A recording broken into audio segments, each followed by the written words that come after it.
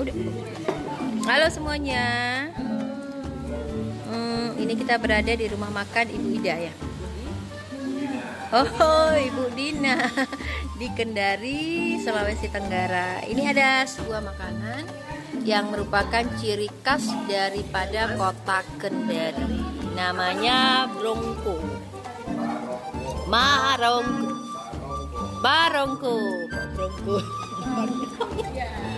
Barongko. Seperti ini. Gimana rasanya Bu Widya? Enak. Terus Bahannya pisang, di blender. Pisang yang di blender campur dengan apa Mas Pri? Sagu ya. Campur dengan tepung sagu ya.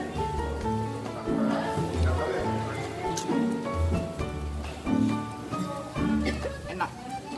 ya, ini penampakannya seperti ini. Terus sepertinya dikukus. Makanannya sehat. Seger. Halo Bu Irma. Tidak mengandung lemak. Bu Fauzi.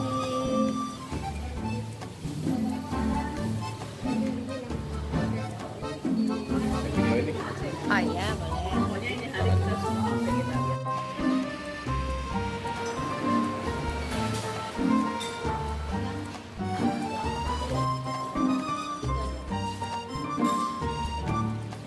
Barongkonya mau dipamer nih ceritanya? Enggak? Mau diceritain barongkonya udah ya? Oh iya, oke.